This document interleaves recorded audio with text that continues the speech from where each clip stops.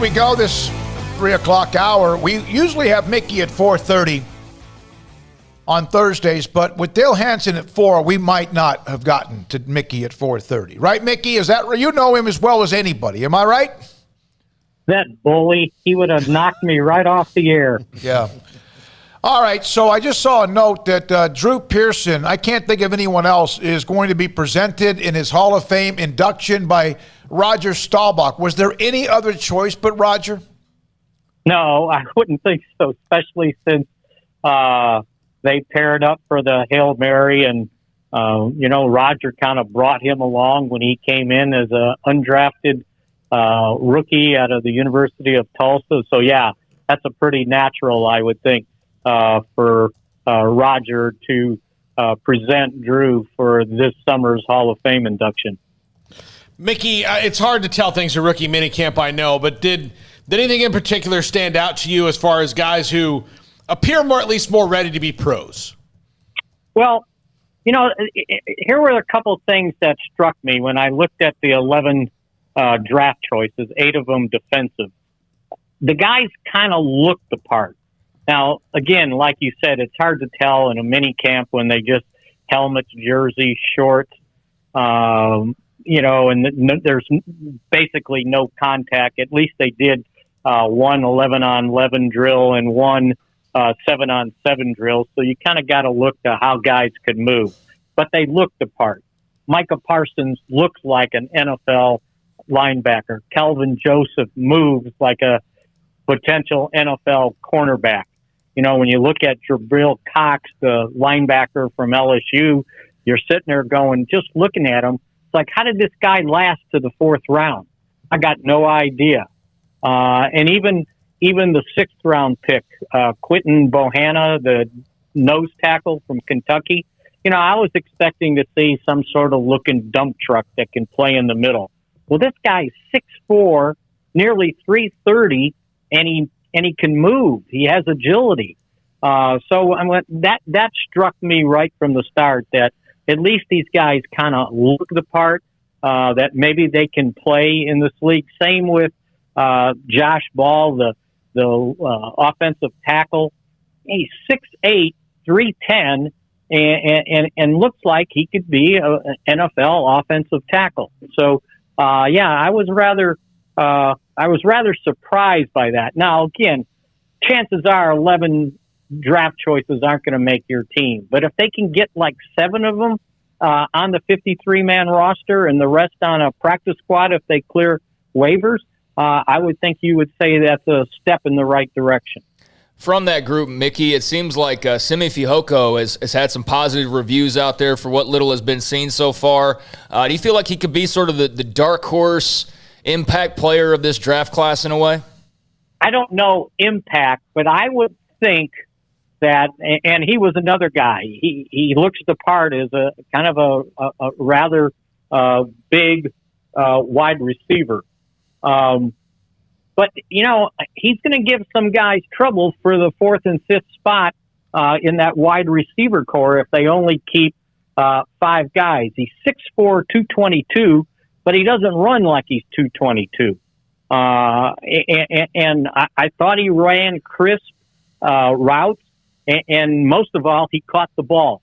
And it was a difficult couple days with the wind blowing the way it was out there, especially for the poor quarterbacks, but even for the wide receivers. So, keep an eye on him because I think he might turn some heads and maybe cause some problems for guys like Cedric Wilson or Brown, the guys that had been kind of considered the 4th and 5th wide receiver. And the other guy, he was listed as a corner, but they're moving him to safety. Israel Mukamu. He looks like he could be a pretty nice safety at 6'4", 212 and moves well. So again, they were doing all this against guys of their own ilk. They were doing it against some guys that aren't going to be here in the NFL with 15 of the 31 guys participating, undrafted rookie free agents. But I would keep an eye on Fehoko.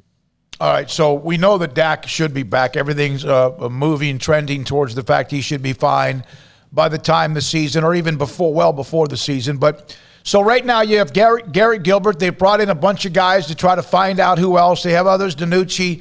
But Mickey, in the end, do you feel like the backup quarterback is somewhere else right now, or do you feel like Gilbert, that's his job?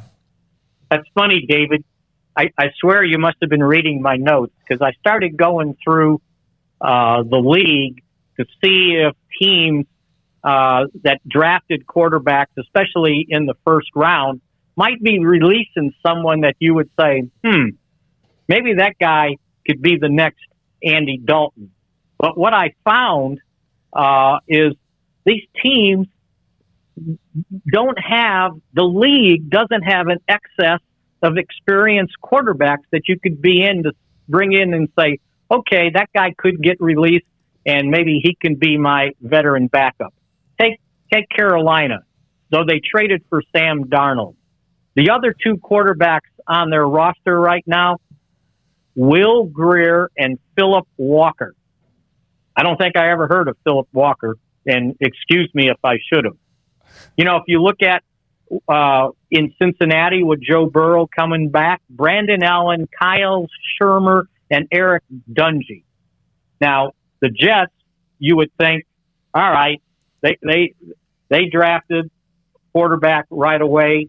That guy's probably going to start, right? When he gets there. And I started looking at their list of backup quarterbacks, and it's James Morgan, Mike White. That might be a recognizable name, and then the guy they drafted, Zach Wilson, in Jacksonville after drafting Trevor Lawrence. And I'm thinking, okay, they're going to release somebody that might be pretty good. Jake Luton, C.J. Beathard, and Gardner Minshew. Now, I would imagine Minshew probably would have the lead at becoming the backup, but what C.J. Beathard do for you? And the one place that I don't know if there'll be a guy that you say, maybe we can get somebody from there. In Tampa Bay with Tom Brady, they just drafted in the second round Kyle Trask, and they had just signed Blaine Gabbert and Ryan Griffin to 1-year deals. And even in the only place that I could see that you would say, I might be able to improve my backup quarterback spot, is if the Chicago Bears, after drafting Justin Fields, they don't feel like they can keep both Nick Foles and Andy Dalton. And Foles, by the way, if they let him go, it's $14.3 million in dead money, and if they let Andy Dalton go, it's $5.5 million. So, can you bring in a rookie quarterback and keep both of those two guys under your salary cap? So, to me, you look at what the Cowboys have, and you see them kind of nibbling, right? They brought in Jeff Driscoll last week, and he just signed with Houston, right? And they're bringing in Brett Hundley, who failed miserably in Green Bay, but I guess they're going to take McCarthy knows about him. This was the guy that had to come in 2017 when Aaron Rodgers broke his collarbone, and they went 3-6 with him, and then traded him the next year. So, yeah, there's just not much out there. So, yeah, between Garrett Gilbert, Cooper Rush, and Ben DiNucci, you've got to say, okay, whoever I bring in has to have more experience than those guys. Because guess what? They total 2 starts between the three of them. So, again, I think you kind of lay low for a while and see what might turn up at some point. But nothing really, when I look at this, I'm sitting there going, where did all the quarterbacks go? All right, Mickey, so here's who's available, and just to highlight this. And the only reason I know who Philip Walker is because of Matt Rule. Yeah. Hey, by the way, men's tennis, Baylor men's tennis is closed out TCU to head to the Final Four to take on third-ranked Tennessee sometime tomorrow. Okay. All right, RG3, Matt Barkley, You mentioned Brett Hundley, Sean Mannion, Nick Mullins, and Jake Rudock. Have any of those guys started games in the last couple of years? No. Not that I don't know. If they have, it's not memorable. Nick Mullins might have started one last year for San Francisco. Right. But and how long's it been since RG played in a game? Well, he started last year for one game, didn't he? Yeah, he played one game. Yeah.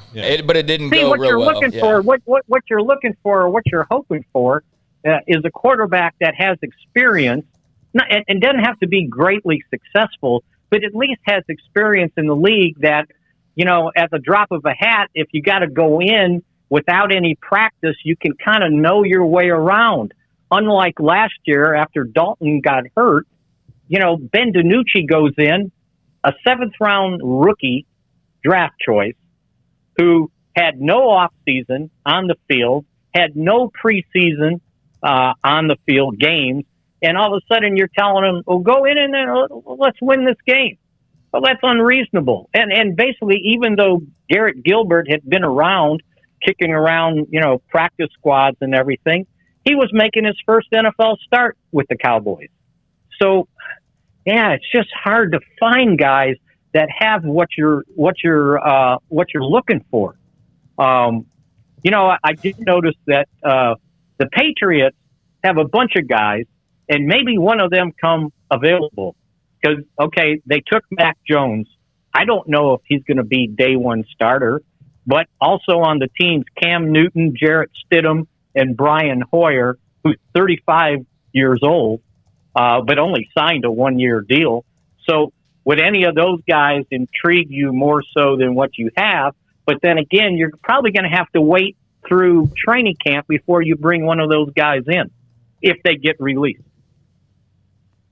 Mickey, thank you very much. Real quick, we're going to have Hansen, as I mentioned, at 4. You know him. Many a time you guys have shared a beer or story together. Not always agree. In fact, we've been in the same place, you and I. We have had times we have not agreed, and it's been fun. Your thoughts about Dale retiring sometime in early September? Dale's an all-timer. I mean, we go all the way back.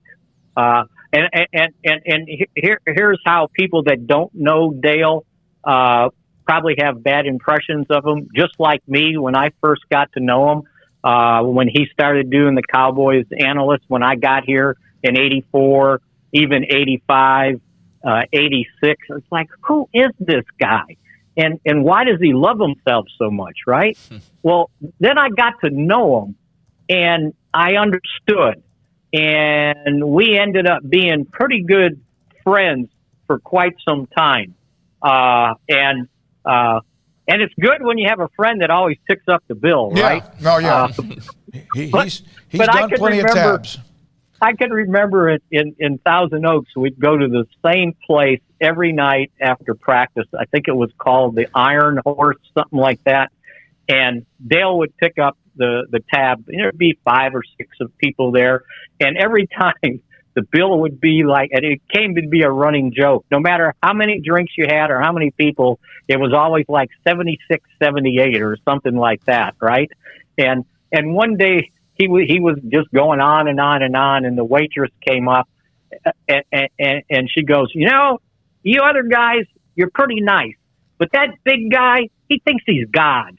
And we had the biggest laugh ever, because if you didn't know Dale, you probably would think that's what he is, right?